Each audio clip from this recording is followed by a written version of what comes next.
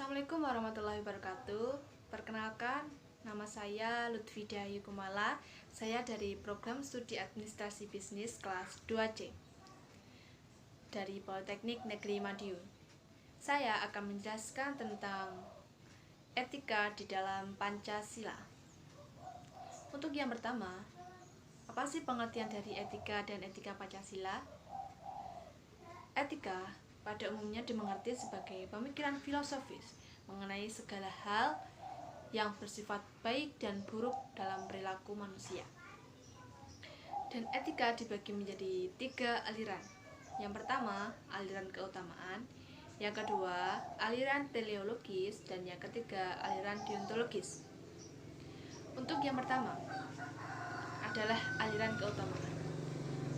Aliran keutamaan adalah teori yang menjelaskan tentang keutamaan. Artinya, mempelajari tentang perilaku baik dan buruk manusia. Yang kedua, yaitu teori teleologis. Aliran teleologis artinya teori yang menjelaskan tentang hasil dari tindakan moral yang menentukan dari nilai-nilai moral dan juga kebenaran moral. Yang ketiga, yaitu aliran deontologis.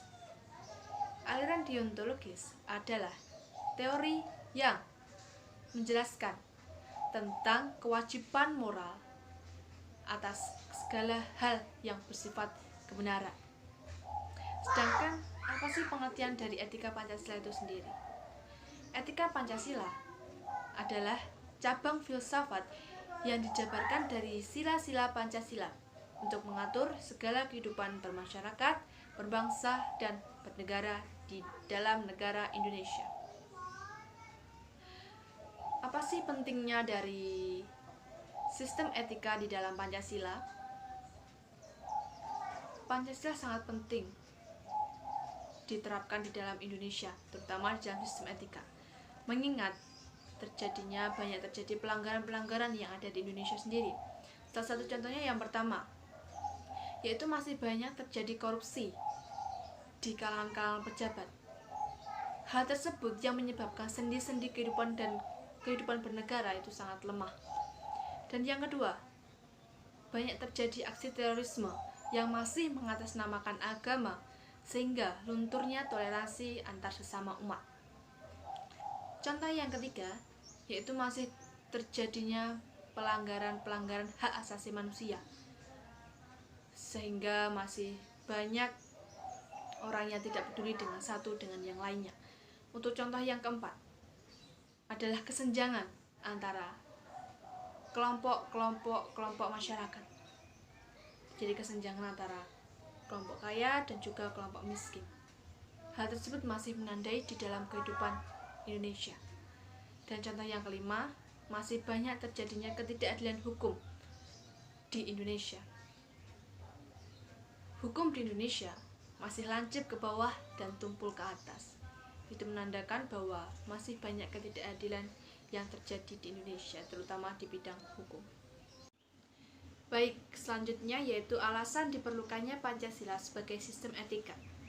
Ada beberapa alasan mengapa diperlukannya Pancasila sebagai sistem etika bagi bangsa Indonesia. Yang pertama, yaitu karena dekadasi moral yang melanda kehidupan bangsa Indonesia, terutama para generasi muda, sehingga membahayakan kelangsungan hidup bernegara.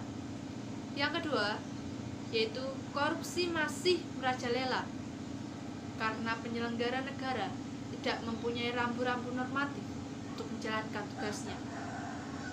Sedangkan yang ketiga, kurangnya kontribusi dalam pembangunan melalui pembayaran pajak.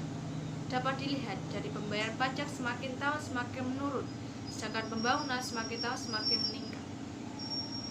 Sedangkan yang keempat, banyaknya pelanggaran hak asasi manusia dalam kehidupan bernegara.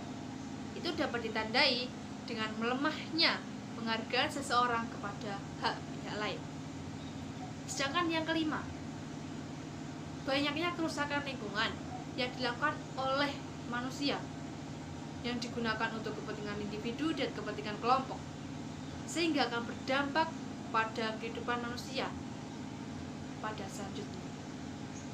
Itulah alasan-alasan mengapa Pancasila diperlukan sebagai sistem etika bagi bangsa Indonesia. Pada kesempatan kali ini saya akan mendatangkan seorang narasumber. Baik Bu, dengan Bu siapa? Bu Suyatmi. Tinggal di mana Bu? Di Nganjuk. Baik, langsung saja ke materi ya Bu. Menurut Ibu, apa yang dimaksud dengan etika Pancasila? Etika Pancasila adalah etika yang mendasarkan penilaian baik dan buruk pada nilai-nilai Pancasila, yaitu nilai ketuhanan, kemanusiaan, persatuan, kerakyatan, dan keadilan.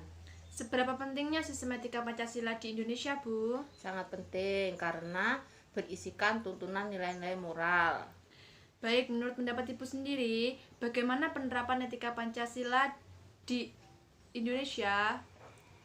Penerapan di Indonesia saat ini masih belum berjalan dengan baik. Mengapa demikian, Bu? Karena dilihat dari televisi banyak pejabat-pejabat yang korupsi, terorisme, dan pelanggaran hak asasi manusia, dan masih banyak yang lainnya. Baik Bu, lalu bagaimana seharusnya para pejabat menangani masalah ini Bu? Seharusnya hukum harus ditegaskan supaya yang melanggar bisa jera. Baik, lalu bagaimana penerapan etika Pancasila di kehidupan desa Bu? Penerapan di desa yang lumayan sudah baik. Semua warga saling bekerjasama dan saling hidup rukun. Jadi penerapan di desa lebih baik ya Bu untuk sistem etika Pancasila itu sendiri. Menurut saya ya sudah baik. Warga desa mengutamakan kekeluargaan dalam memecahkan masalah. Baik Bu, lalu apakah ada pesan untuk generasi muda bangsa Indonesia tentang adanya sistem etika Pancasila? Pesan saya untuk para generasi muda, tingkatkan belajar di masa depan supaya menjadi orang yang sukses. Baik Bu, terima kasih atas kesediaannya untuk hadir di sini dan terima kasih atas waktunya. Ya, sama-sama. Jadi teman-teman, dapat disimpulkan bahwa etika Pancasila adalah etika yang mendasarkan pada nilai baik dan buruk pada nilai-nilai Pancasila, yaitu nilai ketuhanan, kemanusiaan, persatuan, kemasyarakatan, dan juga keadilan. Dan juga sistem etika sangat penting untuk mengatur kehidupan bermasyarakat, berbangsa, dan juga bernegara. Karena apa? Karena berisikan tentang tuntunan nilai-nilai moral untuk masyarakat Indonesia. Jika etika Pancasila tidak diterapkan di dalam negara Indonesia, maka lambat laun negara Indonesia akan punah, akan hancur. Karena apa? Karena banyak terjadi pelanggaran-pelanggaran yang dilakukan oleh masyarakat Indonesia sendiri. Oleh sebab itu, kita sebagai generasi muda bangsa Indonesia, kita harus belajar bersungguh-sungguh agar kehidupan Indonesia ke depannya menjadi lebih baik. Sekian dari saya, terima kasih dan sampai jumpa. Wassalamualaikum warahmatullahi wabarakatuh.